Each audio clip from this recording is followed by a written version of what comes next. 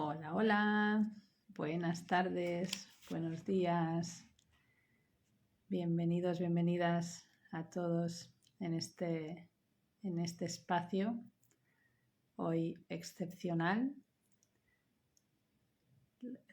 Hoy es domingo y no es el día habitual en el que compartimos el manual para el maestro, pero hoy ha tocado así. Así que bienvenidos, hola Rafa, hola Francisca, bienvenidos a este espacio donde compartimos el manual para el maestro.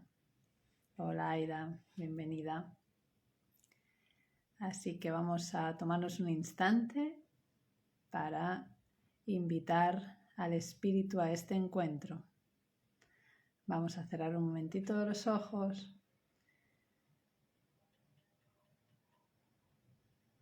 Y recordamos la lección del día. Dios es mi fortaleza. La visión es su regalo, es su don. Y sí, Padre, acepto que la visión es fortaleza, que ver la verdad es fortaleza,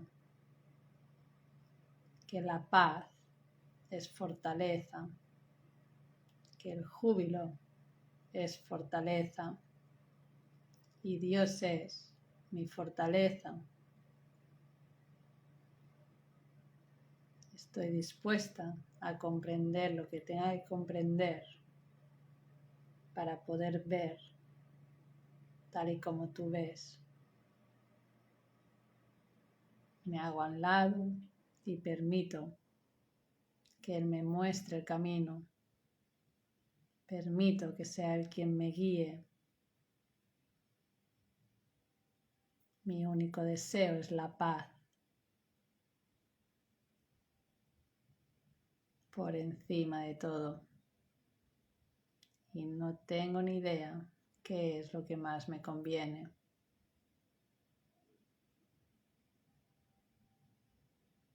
Dios es mi fortaleza, es mi sustento. Soy el santo y bendito Hijo de Dios. Dios es mi fortaleza. Dios me da la valía. Dios es el amor.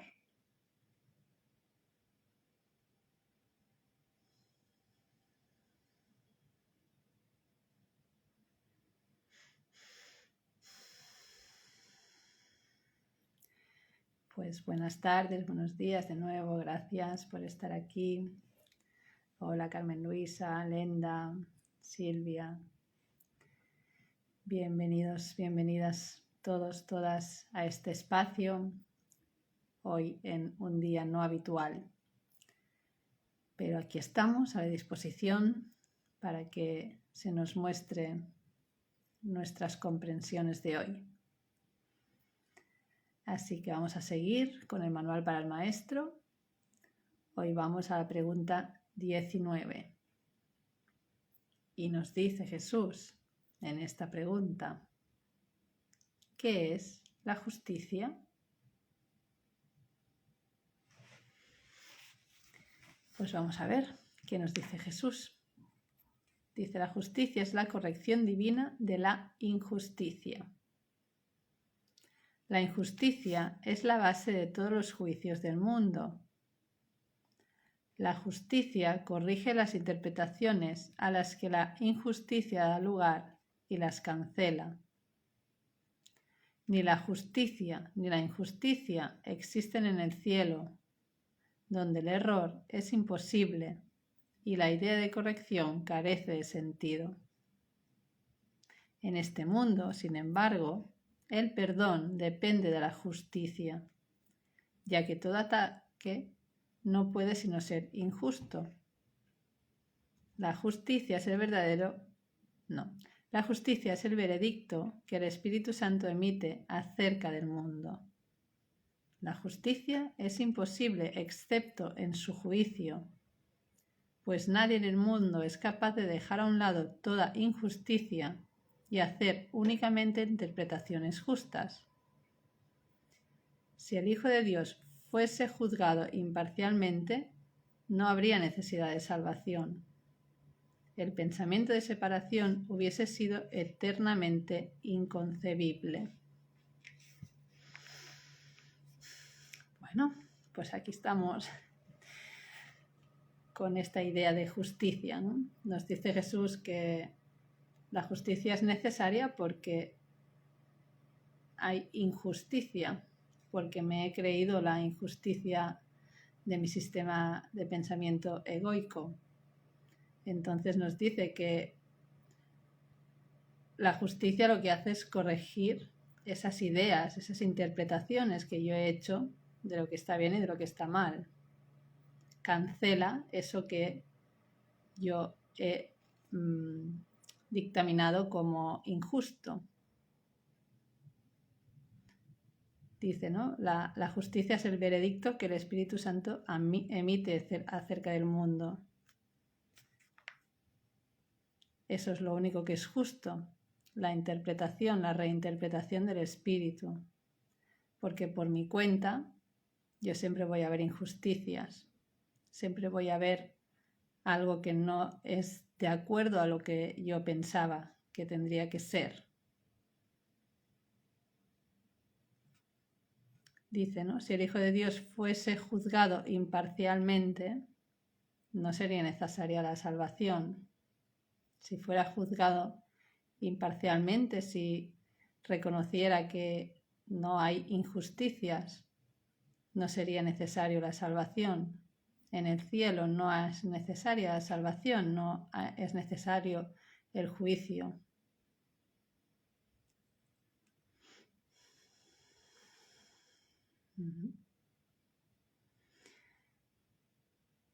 Ya en el 1.4 nos decía, ¿no? Ni la justicia ni la injusticia existen en el cielo. Es solo un error en este espacio-tiempo. En el cielo no hay injusticias.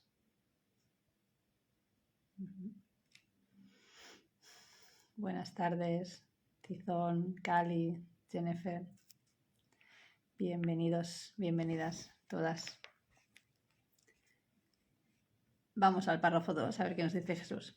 La justicia, al igual que su opuesto, es una interpretación. La justicia vista desde el mundo egoico es una interpretación y la injusticia también. Sin embargo, es la única interpretación que conduce a la verdad. La justicia del Espíritu es la única interpretación que conduce a la verdad. Esto es así porque, si bien la justicia no es de por sí verdadera, no hay nada en ella que se oponga a la verdad. Sigue con la idea de que la justicia no es del cielo, no hay nada verdadero en la justicia, pero es el camino hacia reconocer quién soy, es el camino hacia reconocer mi verdadera identidad. Dice en el 2.4, entre la justicia y la verdad no existe un conflicto intrínseco. Una no es sino el primer paso en dirección a la otra. La justicia nos dirige a la verdad, ¿no? Dice, es el primer paso en dirección a la otra. La interpretación del Espíritu Santo nos conduce a la verdad. De uno vamos a la otra. El camino varía considerablemente a medida que uno avanza. Sería imposible predecir de antemano toda la magnificencia, la grandiosidad de los paisajes y los vastos panoramas que han de salir a nuestro encuentro a lo largo del recorrido. Y aun estos, cuyo esplendor alcanza alturas indescriptibles según uno sigue adelante, no se pueden comparar con lo que nos aguarda cuando el camino termine y el tiempo finalice junto con él. Pero por alguna parte hay que comenzar. La justicia es el comienzo. Aquí nos está hablando del mundo real, ¿no? Es maravilloso pero sigue siendo una percepción, ¿no? Esta percepción verdadera, ¿no? Es el esplendor, que decía por aquí, la magnificencia, la grandiosidad, los vastos panoramas, ¿no? Todo es maravilloso, pero no es la verdad. Pero ahí empezamos, ¿no? La justicia, esa interpretación del espíritu es el primer paso hacia ese camino de despertar, hacia ese camino de reconocer mi verdadera identidad, de dejar de invertir en lo que no es nada y de recordar quién soy.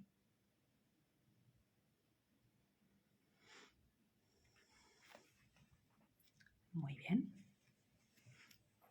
Hola, André. Buenos días. Y dice en el 3, todos los conceptos que abrigas acerca de ti mismo y de tus hermanos, todos tus temores acerca de sustituciones futuras y de toda tu preocupación por el pasado, tienen su origen en la injusticia.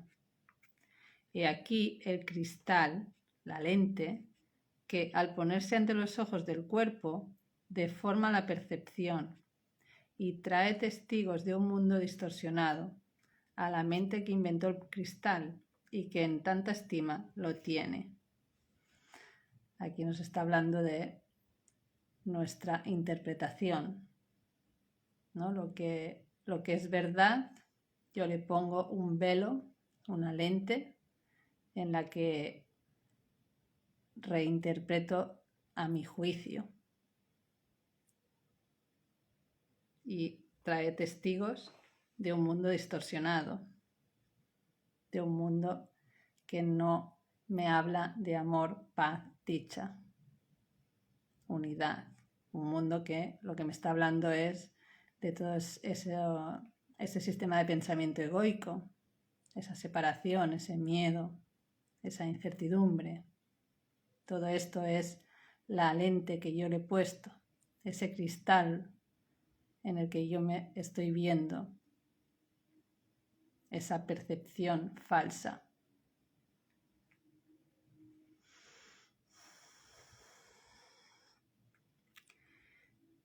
Dice en el 3.3, así, selectiva y arbitrariamente es como se forja cada concepto del mundo. Los pecados, entre comillas, se perciben y se justifican mediante un cuidadoso método selectivo del que está ausente toda idea de totalidad. Claro, ¿no? Está esta idea de pecado refuerza la separación, no hay unidad ahí, ¿no? Toda la idea de totalidad desaparece en el momento en que yo me creo separado, en el momento en que me creo que soy pecador, me creo que mi inocencia se ha ido. Vuelvo a leer, ¿no? Dice, los pecados se perciben y se justifican mediante un cuidadoso método selectivo del que está ausente toda idea de totalidad. El pecado es separación. A partir de ahí, ¿no? Cualquier idea, pensamiento es de separación y parece que peco. Y dice en el 3.5, el perdón no tiene cabida en tal esquema, pues no hay ni un solo pecado que no parezca sino ser verdad eternamente. Claro, en ese sistema de pensamiento, en esa percepción a través de esa lente que ve todos los testigos, ¿cómo los llamaban? Distorsionados, bueno, todos estos testigos que me están hablando de miedo, de culpa. Todo esto, ahí no hay cabida para el perdón. Si yo invierto en el sistema egoico, no estoy eligiendo al espíritu, no le doy paso a que se me muestre otra manera de ver.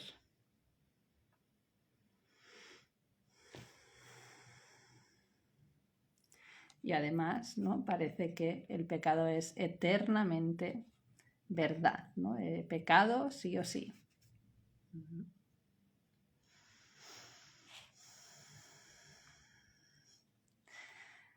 Hola Isabel Cristina. Ok, André, pues gracias por pasarte a saludar y a bendecirme. Gracias, acepto tu bendición. Seguimos con el 4 y dice, la salvación es la justicia de Dios. Amén.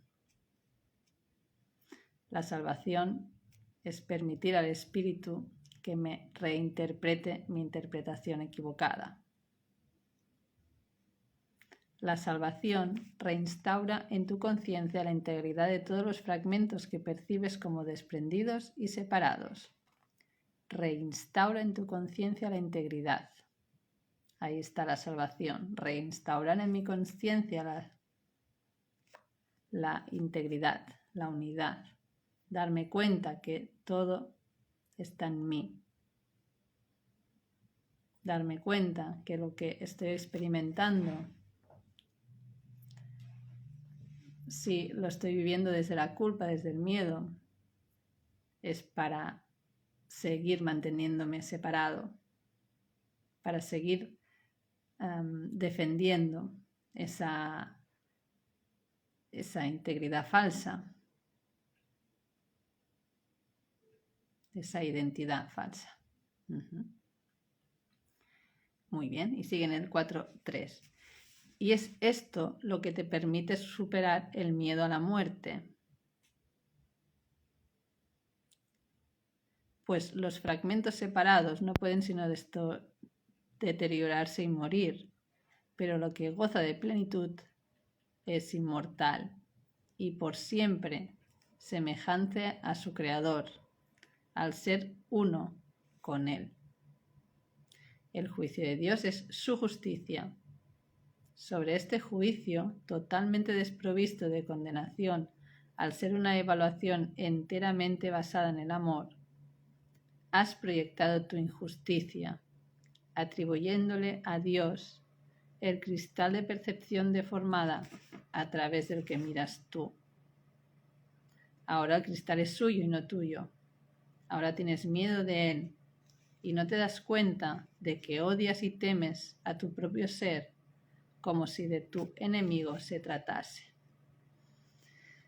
Bueno, aquí nos invita a volver a ver nuestra película, el cuento que nos hemos contado, ¿no? Nos dice que sobre el juicio de Dios, sobre la verdad, sobre esa integridad, he proyectado la injusticia y ahora pienso que el Creador me va a castigar. Y ahí sale ese miedo, ese temor a reconocer quién soy, porque pienso que desapareceré en esa identidad. ¿No? Dice que además, ¿no? Es como si ahora de donde yo estoy mirando desde ese cristal, desde esa percepción, fuera la percepción de Dios. Y sería Él el castigador, sería Él el que mata, el que muere. Y dice, y temes a tu propio ser como si de tu enemigo se tratase. En el momento en que pienso que Dios me va a castigar, en el momento que pienso que lo que yo estoy percibiendo es debido a que Dios me ha dado esa dificultad, ¿no? Estoy yendo en contra de mi ser y pienso que mi ser es el enemigo, que no es mi identidad, no es esa salvación, no es la justicia de Dios.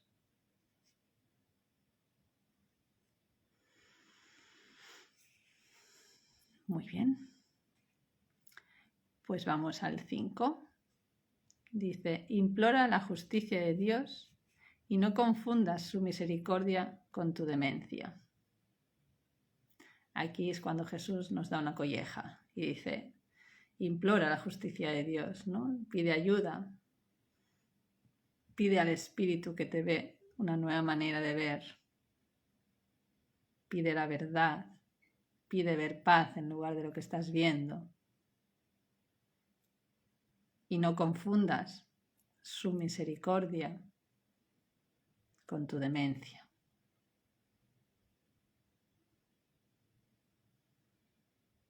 La percepción puede dar forma a cualquier imagen que la mente desee ver.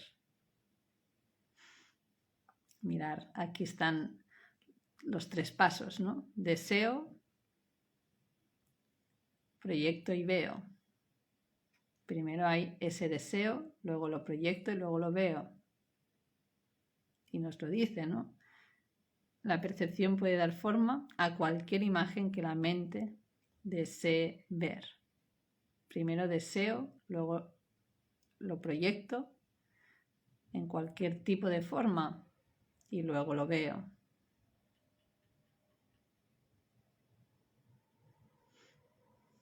Ten presente esto. En esto estriba el que veas el cielo o el infierno, según elijas. La justicia de Dios apunta hacia el cielo precisamente porque es totalmente imparcial. La justicia de Dios acepta todas las pruebas que se le presentan, sin omitir nada y sin considerar nada como algo separado y ajeno a todo lo demás. La justicia de Dios juzga desde este punto de vista y solo desde este punto de vista. Aquí todo ataque y toda condenación dejan de tener sentido y se hacen insostenibles. La percepción descansa, la mente está quieta y la luz retorna nuevamente. Ahora se restaura la visión. Lo que se había perdido ahora se ha encontrado. La paz de Dios desciende sobre el mundo y por fin podemos ver. Por fin podemos ver.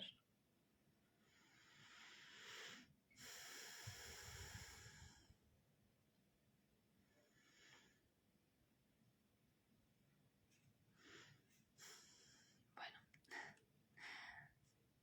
menos mal, ¿no? Por fin podemos ver. Pero tiene que haber esa elección por el juicio de Dios, esa elección por el Espíritu, por ver la verdad de esa situación, por poder reconocer qué es lo que hay para mí, qué comprensión tengo en esa situación, y ahí podré ver la paz. La paz es mi herencia. Debo elegir verlo con el Espíritu para poder experimentarlo. Y aquí nos dice unas cuantas características de este juicio de Dios, ¿no? Apunta hacia el cielo, acepta todas las pruebas que se le presentan y no omite nada ni considera nada como algo separado o ajeno. Esa unidad, esa integridad, ese reconocer que cualquier situación es una oportunidad para reconocer mi unidad. Eso es la justicia de Dios, es la interpretación del Espíritu. Y luego dice, ¿no? Con esta justicia, todo ataque y toda condena se hacen insostenibles. En la interpretación del Espíritu no puede haber ataque, no puede haber defensa, no puede haber miedo, no puede haber culpa. Y entonces hay una percepción de descanso. descanso en esa percepción verdadera y por fin llega la paz.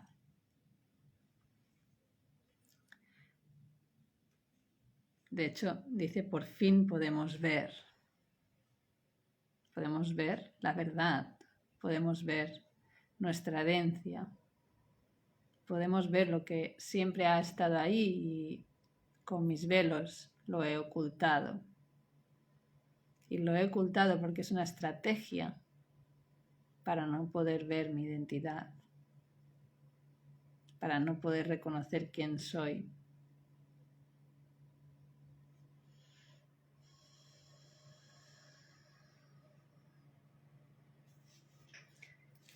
Muy bien. Pues aquí acabaría la pregunta 19, que es la justicia. Ya nos habla de que hay dos tipos de justicia. La justicia del ego, en el que se refuerza el ataque, la culpa, el miedo, y la justicia del espíritu, en la que el ataque se vuelve insostenible y llegamos a ver, ¿no? La paz de Dios desciende sobre el mundo y por fin podemos ver. Eso es, Isabel Cristina, ya estamos listos para sentir el amor de Dios. Eso es. Podemos ver, podemos sentir ese sustento que es el amor de Dios. Esa paz que nos envuelve, que nos sostiene, que nos abraza. Muy bien, pues mira, la pregunta 20 nos habla de la paz. Dice, ¿qué es la paz de Dios? Vamos a ver qué es la paz de Dios, porque tenemos algunas ideas de lo que es la paz, pero a ver cómo nos lo explica Jesús. Dice, ¿qué es la paz de Dios? Se ha dicho que hay una paz que no es de este mundo. ¿Cómo se puede reconocer? ¿Cómo se puede encontrar? Y una vez que se encuentra, ¿cómo se puede conservar? Consideremos cada una de estas preguntas por separado, ya que cada una refleja un paso diferente en el camino. Un paso diferente. Los pasos del perdón. Aceptar la expiación peldaño a peldaño. Vamos al primero. Dice, examinemos la primera. ¿Cómo se puede reconocer la paz de Dios? Esta es la primera. ¿Cómo se puede reconocer? Dice, la paz de Dios se reconoce al principio solo por una cosa. Desde cualquier punto de vista, es una experiencia radicalmente distinta de cualquier experiencia previa. No trae a la mente nada que haya sucedido antes. No evoca nada que se pueda asociar con el pasado. Es algo completamente nuevo. Existe ciertamente un contraste entre esta experiencia y cualquier experiencia del pasado. Pero, curiosamente, no es este un contraste que esté basado en diferencias reales. El pasado simplemente se desvanece y la quietud eterna pasa a ocupar su lugar. Eso es todo. El contraste que se había percibido al principio sencillamente desaparece. La quietud se ha extendido para cubrirlo todo.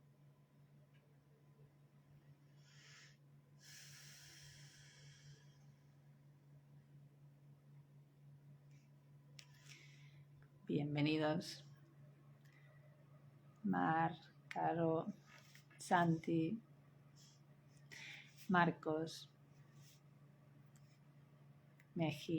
Mejide. Muy bien, pues aquí nos da algunas ideas de cómo se puede reconocer la paz de Dios, ¿no? Nos dice que es una experiencia radicalmente distinta, que es algo nuevo y que este contraste no está basado en diferencias reales. El contraste de lo que había sucedido en el pasado y lo que está sucediendo ahora no son diferencias reales, ¿no? El pasado sencillamente se desvanece. En el momento en que aparece la paz, se desvanece, porque dice que esa paz siempre ha estado ahí. Lo que se desvanece son todas las interpretaciones que yo había puesto que me estaban impidiendo reconocer la paz que soy.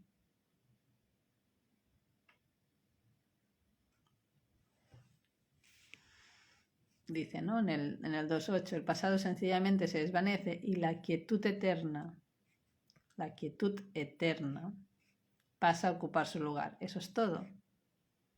Dice, el contraste que se había percibido al principio sencillamente desaparece y la quietud se ha extendido para cubrirlo todo.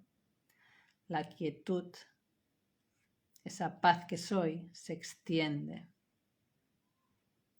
Es ese reconocimiento de quién soy y reconozco que la paz está en mí, ahora, a cada instante. Cuando no la reconozco es porque he interpuesto mis interpretaciones de lo que parece que me está sucediendo.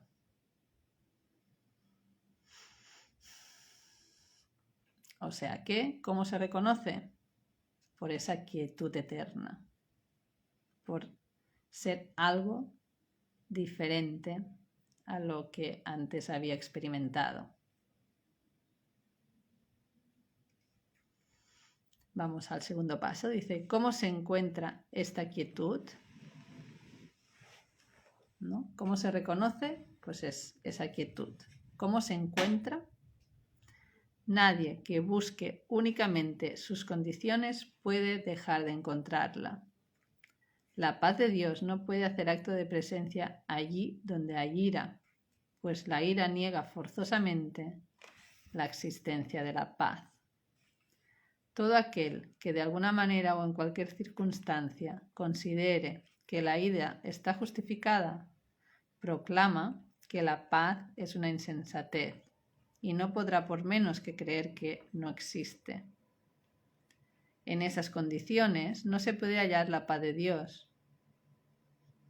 El perdón es, por lo tanto, la condición indispensable para hallarla. Lo que es más, donde hay perdón, tiene que haber paz. Pues ¿qué otra cosa sino el ataque conduce a la guerra? ¿Y qué otra cosa sino la paz es lo opuesto a la guerra? Aquí el contraste inicial resalta de una manera clara y evidente. Cuando se halla la paz, no obstante, la guerra deja de tener sentido. Y ahora es el conflicto el que se percibe como inexistente e irreal. Bueno, aquí otras ideas más de cómo se encuentra esta quietud. Aquí nos vuelve a recordar que este es un curso de desvanecer esos obstáculos a la paz. La paz ya está, pero si yo estoy invirtiendo en la ira, no puedo reconocer la paz que está en mí. ¿Qué es lo opuesto a la paz? Nos dice la guerra, esa ira, esas ganas de matar, esas ganas de tener razón. Si estoy invirtiendo en eso, no puedo reconocer la paz que soy. La paz ya está. Y dice, ¿no?, que se encuentra mediante el perdón. Ahí donde hay perdón, hay paz. porque el perdón desvanece todo eso que no es verdad. El perdón pasa por alto todo eso que no es verdad.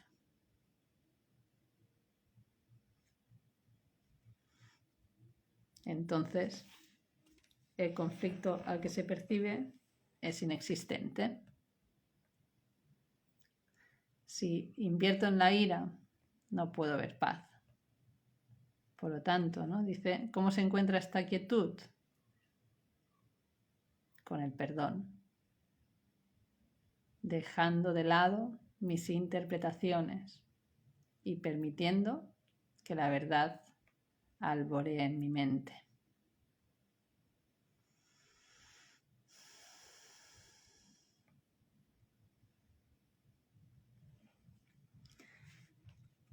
Muy bien, pues vamos a seguir con la siguiente pregunta.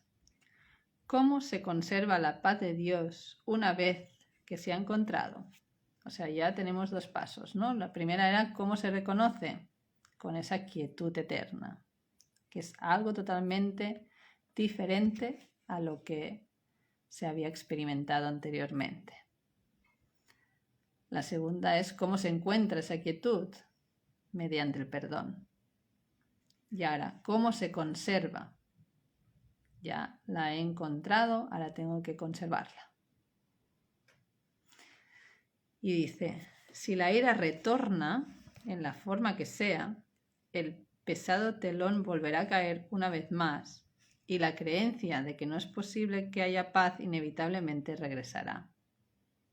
La guerra se volverá a aceptar una vez más como la única realidad. Y ahora tendrás que deponer tu espada nuevamente, aunque no te hayas dado cuenta de que la habías vuelto a blandir. Pero al recordar, aunque solo sea vagamente, cuán feliz eras sin ella, te darás cuenta de que debiste haberla vuelto a blandir para defenderte. Detente entonces por un momento y piensa en lo siguiente. ¿Prefieres el conflicto o sería la paz de Dios una opción mejor? ¿Cuál te aporta más? Una mente tranquila no es un regalo baladí. ¿No es preferible vivir a elegir la muerte? Muy clarito Jesús aquí, ¿no? ¿Cómo la sostengo? ¿Cómo la conservo? Pues manteniéndome alerta. Y cuando vuelva a aparecer ese pensamiento de ira, de tener razón, de cualquier incomodidad que vuelva a aparecer en mi mente, pues vuelvo a elegir la verdad, vuelvo a elegir ese perdón, vuelvo a elegir aceptar la expiación. Y eso sucede porque me acuerdo de lo bien que estaba sin ese sentir de ira, sin ese sentir de guerra, de conflicto, de miedo, de culpa. Entonces nos dicen, ¿no? Podías preguntarte en ese momento, ¿prefieres el conflicto o la paz de Dios es una mejor opción? ¿Cuál te aporta más? ¿No es preferible vivir a elegir la muerte? Aquí nos da un concepto de que siempre que estamos en el ego, en el sistema de culpa, miedo, sacrificio, estamos en muerte. No estamos viviendo. La vida es en el espíritu. Entonces, si elijo vivir con el sistema egoico, estoy eligiendo muerte. Porque la vida es paz, es alegría, es amor, es entendimiento.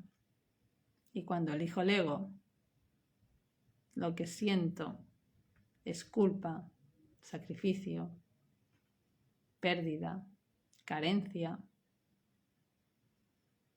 todo lo que me recuerda la muerte.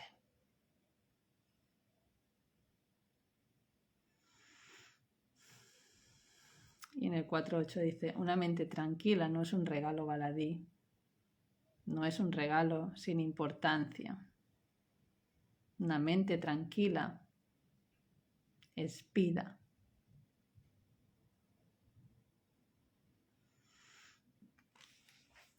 Y sigue diciendo, vivir es júbilo, pero la muerte no es sino llanto. Ves en la muerte tu escapatoria de lo que has hecho, pero lo que no ves es que tú mismo inventaste la muerte, la cual no es más que la ilusión de un final. Es una ilusión la muerte. La muerte no puede ser una escapatoria, porque el problema no radica en la vida. La vida, con mayúscula, la vida de Dios, no tiene opuesto, pues es Dios. La vida parece ser lo opuesto a la muerte porque tú has decidido que la muerte acaba con la vida. Yo he decidido experimentarme en este espacio-tiempo de muerte y eso parece que acabe con la vida. Pero la vida está en Dios, la vida es Dios. Y eso no termina, es eterno. La muerte es una ilusión. Es otra manera de querer tener razón, de querer luchar contra Dios y decir, mira, sí que muero. Tú no tienes razón, yo sí. Es una estrategia de la mente.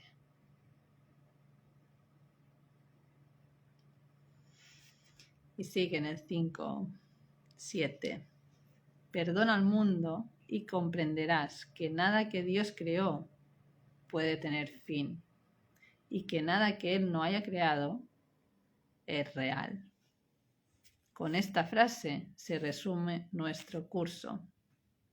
Así es, ¿no? En el prefacio nos lo dice. Nada real puede ser amenazado, nada irreal existe. Y en esto radica la paz de Dios. Aquí nos lo dice de otra manera, ¿no? Pero nada que Dios creó puede tener fin, nada real puede ser amenazado y nada que Él no haya creado es real.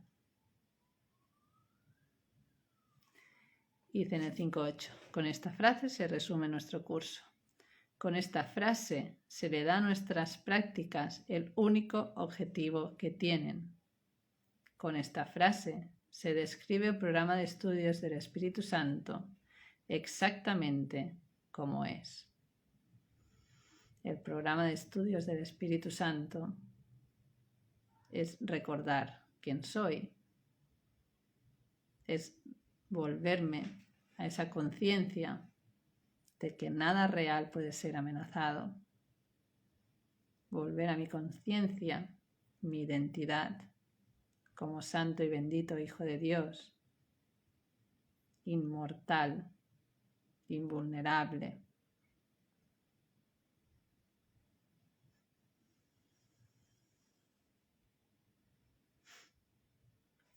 Y bueno, al inicio de este párrafo nos dice, ¿no?, que vemos la muerte como una escapatoria. Es como yo me he separado, creo que me he separado de Dios y Él me va a castigar. Por lo tanto, si yo me mato, me muero, ya no me castiga, es una escapatoria. Y también, a otro nivel, podría ser una escapatoria al sufrimiento. Pero eso es una ilusión.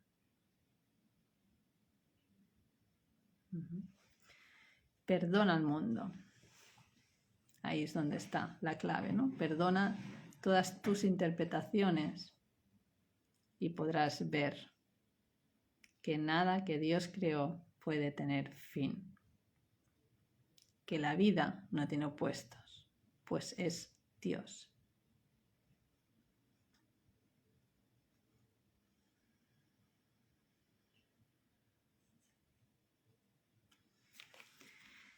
Muy bien. Y vamos al párrafo 6. Dice, ¿qué es la paz de Dios? La paz de Dios no es más que esto: el simple entendimiento de que su voluntad no tiene ningún opuesto. Ningún pensamiento que contradiga su voluntad puede ser verdadero. Ningún pensamiento que contradiga su voluntad puede ser verdadero. El contraste entre su voluntad y la tuya tan solo daba la impresión de ser real. En realidad no había conflicto, pues su voluntad es la tuya. Ahora, la poderosa voluntad de Dios mismo es su regalo para ti. Él no desea quedarse con ella solo para sí. ¿Por qué querrías mantener tus insignificantes y frágiles alucinaciones ocultas de Él? La voluntad de Dios es una y es lo único que existe. Ese es tu patrimonio. Todo el universo que se encuentra más allá del sol y las estrellas, así como todos los pensamientos que puedes concebir, te pertenece. La paz de Dios es la condición para que se haga su voluntad. Alcanza su paz y le recordarás.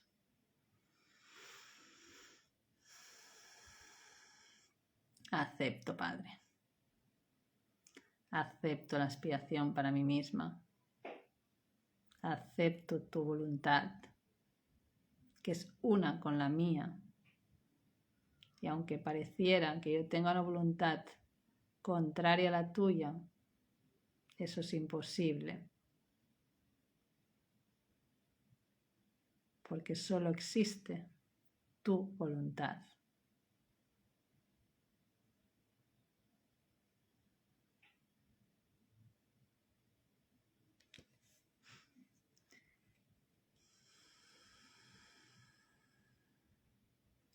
Nos dice, ¿no?, en el 6.5, en realidad no había conflicto, pues su voluntad es la tuya. No puede haber conflicto. El conflicto es una ilusión. Es irrealidad. El conflicto es una ilusión que me he inventado para poder experimentarme en ese sistema egoico. Y dice en el 6.6, ahora la poderosa voluntad de Dios mismo es su regalo para ti. Él no desea quedarse con ella solo para sí. De hecho, en la creación dice eso, ¿no?, que se expandió por el gozo de compartir su voluntad, de compartirse, de compartir su amor. Dice, ¿por qué querrías mantener tus insignificantes y frágiles alucinaciones ocultas de Él? ¿Para qué? ¿Para qué sigo invirtiendo en lo que no es nada? ¿Cuál es el propósito de seguir en esas alucinaciones? La voluntad de Dios es una y es lo único que existe y es tu patrimonio. Y todo el universo te pertenece. Todos los pensamientos de Dios me pertenecen, son mi herencia. La paz, la dicha, el amor, el júbilo, la certeza, la valía. Todos esos pensamientos de Dios me pertenecen. Dice, la paz de Dios es la condición para que se haga su voluntad. En esa paz recuerdo que soy. Recuerdo que soy el Santo Hijo de Dios y recuerdo a Dios. Recuerdo mi unidad con Él. Le recuerdo.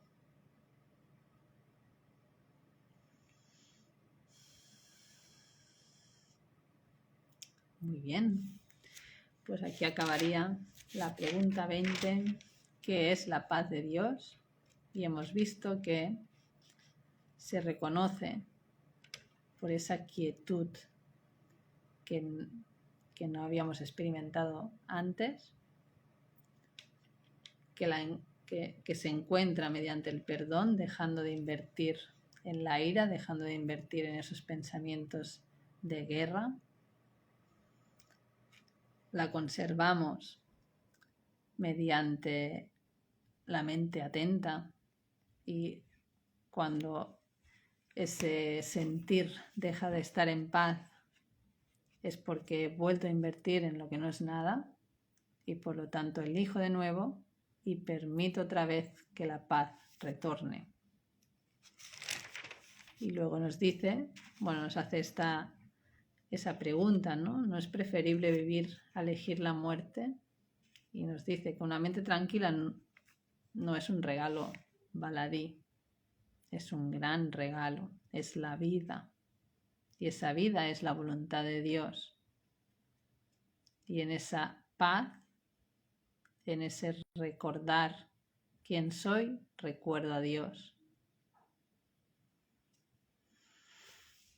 Y recuerdo que no hay voluntades conflictivas. Hay una sola voluntad, y es la voluntad de mi Padre. Es ese recuerdo de quién soy.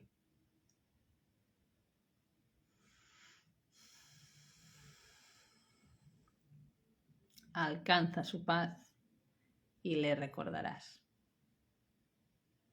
Amén, y que así sea.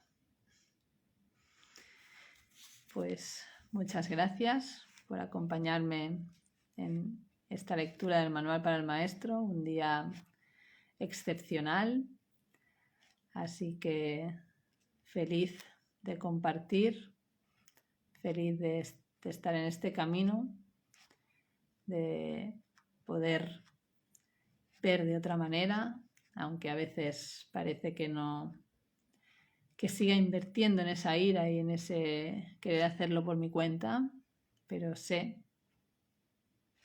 que el milagro está ahí cuando yo decida verlo. Así que seré paciente y acepto que todos son oportunidades, todos son lecciones que debo aprender a perdonar. Así que, pasito a pasito, recuerdo quién soy. Muchas gracias a todos, gracias Carmen, Isabel, Francisca, gracias a todos, bendiciones, y nos vemos mañana, no, el siguiente lunes. Feliz tarde, feliz día. Chao.